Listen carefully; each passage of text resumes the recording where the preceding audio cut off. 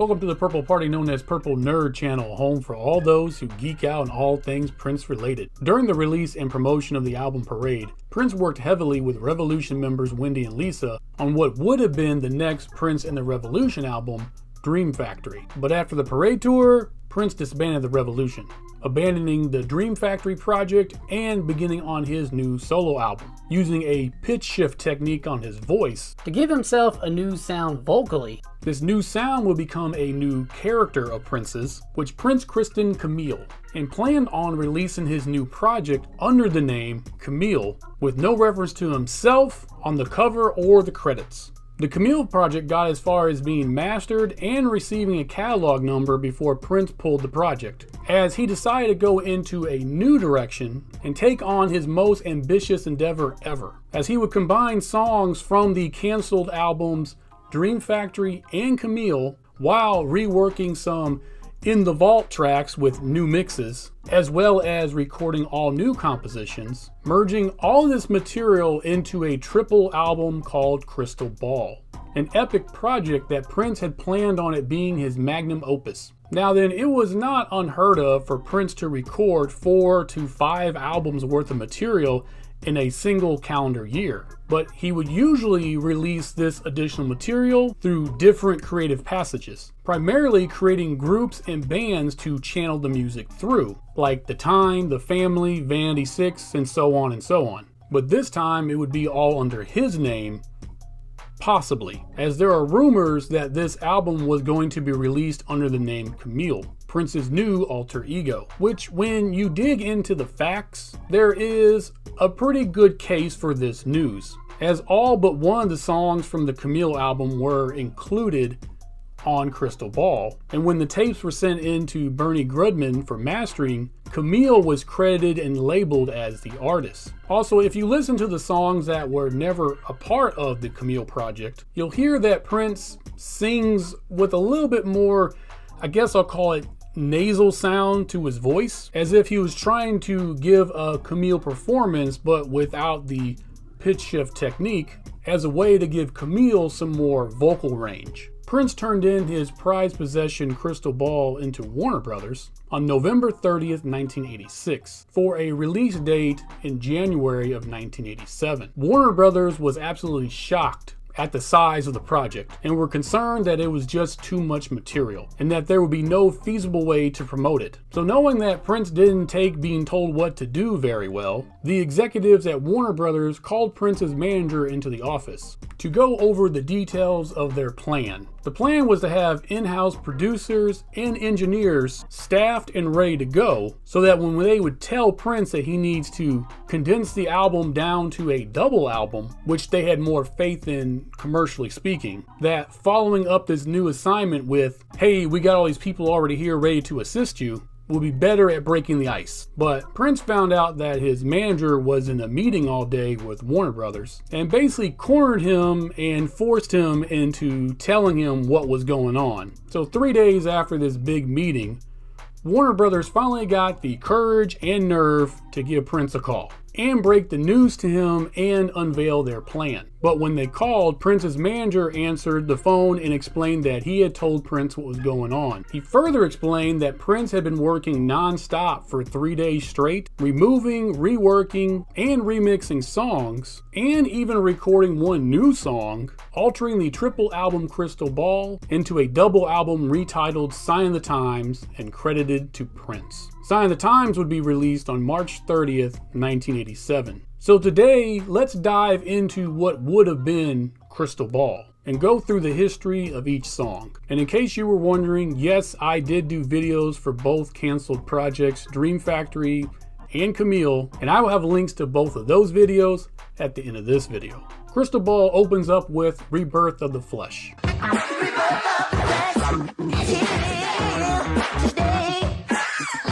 Rebirth of the Flesh was recorded for the Camille album, and up until 2020 Sign the Times Super Deluxe Edition, it was the only Camille song to not be released on something. Next is Play in the Sunshine.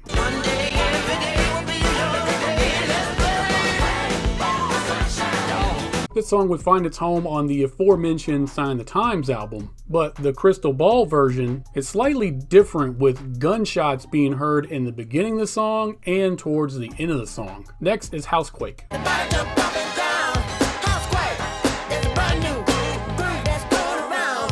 This party jam was originally part of the Camille album before being included on Sign the Times, becoming one of the standout songs on the album. Next is The Ballad of Dorothy Parker.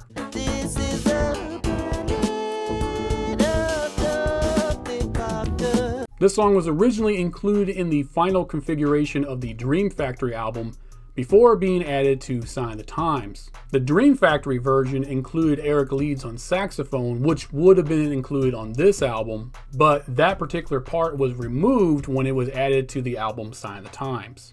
Next is It.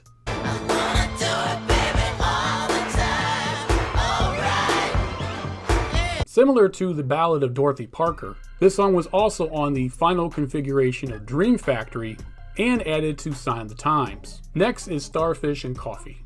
Starfish and coffee, maple syrup and jam, butterscotch. This song was originally part of the Dream Factory album, minus the alarm that we hear in the beginning, which was added to after it was supposed to be on this album and then added to Sign the Times. Next is Slow Love.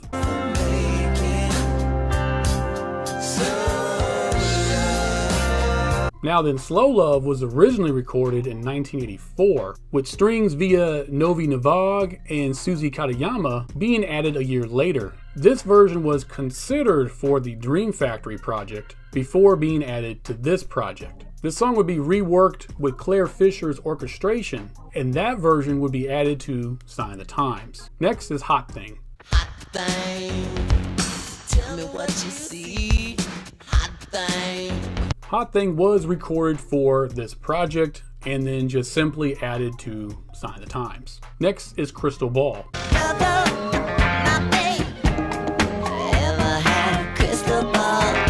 This song was recorded for the Dream Factory project, with its duration being shortened and then lengthened, and with orchestration by Claire Fisher being added, specifically for this project. This song would eventually be released on the bootleg compilation of the same name on January 29, 1998. Next is If I Was Your Girlfriend.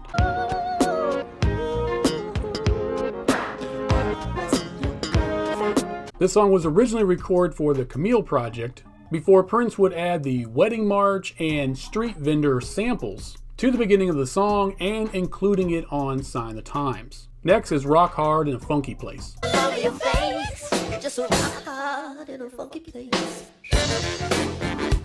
Originally recorded for the Camille album, Prince would include this song on his infamous Black album, set to be released in 1987, but canceled by Prince a day before its set release, only for Warner Brothers to officially release the album in 1994. Next is The Ball.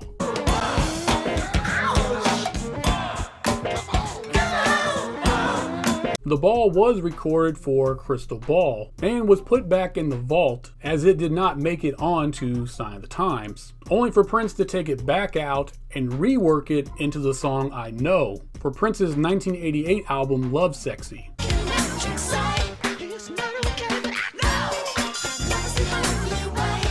The Ball would finally be released on 2020 Sign the Times Super Deluxe Edition. Next is Joy and Repetition.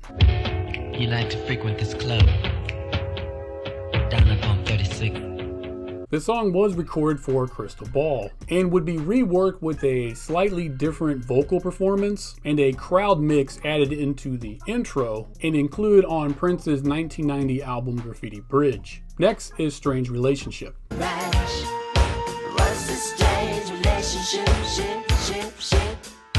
This song was recorded for the Dream Factory album, and when that album was abandoned, Prince would add the pitch shift technique to the vocals and include it on the Camille album, moving the song over to Crystal Ball after he canceled the Camille project. The song would finally find its home on Sign the Times. Next is I Could Never Take the Place of Your Man.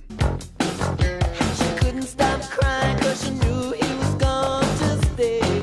Prince originally recorded this song way back in 1979, leaving it baking in the oven until 1986. when he would completely rework the song for the Dream Factory album, eventually moving the song over to this project. He would rework the song again, altering the percussion, and finally adding it to Sign the Times. Next is Shockadelica. And the reason is Camille, Shockadelica. This song was recorded for Camille and then brought over to this project. The song would find its home as the B-side to the Sign the Times single, If I Was Your Girlfriend. Next is Good Love. Tonight, you know what to do. Good love, you got to. This song was also originally recorded for Camille and added to this project, only to be released on the soundtrack for Bright Lights Big City. A slightly shorter version of the song would be released on the 1998 compilation Crystal Ball. Next is Forever in My Life. My life, forever I want you in my life. Prince recorded this song for Crystal Ball and simply carried it over to Sign the Times. Next is Sign the Times.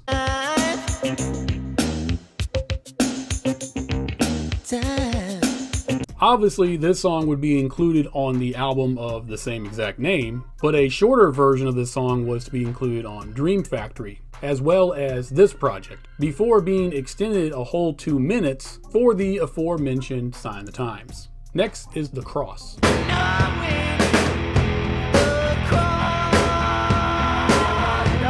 This song was considered for Dream Factory before being added to this project, and the song would find its permanent home on Sign the Times. Next, It's Gonna Be a Beautiful Night.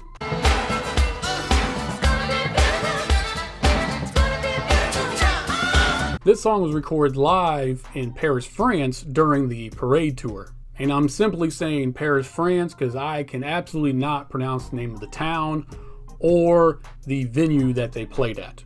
Just being honest with y'all. Sheila E.'s rap and Jill Jones' background vocals were added in the studio to the live mix, with that version of the song being added to this project before being moved to its final resting place, Sign the Times. We close out with Adore Until the End of Time.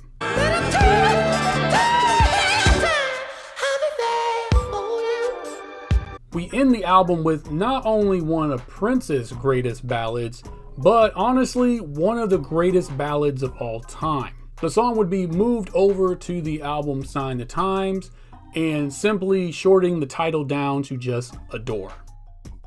I appreciate everyone for making it to the end of this video with me, as I had a ball, pun intended, doing this video. Of course, links to my videos covering the Black Album and Graffiti Bridge, as well as the 1998 Crystal Ball compilation, will be in the description down below. Thank you for joining me on this episode. Please like and share this video, and if you wouldn't mind, please subscribe to the channel. It really does help the channel grow. Down in the description below where you can find those videos, you also can find all the links to the other places I'm at on social media. And until the next episode, which I decided to pick up where I left off on and finish talking about one of Prince's childhood friends and cover his album. So on the next episode, I'm going to work backwards and do his debut solo album. So until that next episode, I wish you heaven.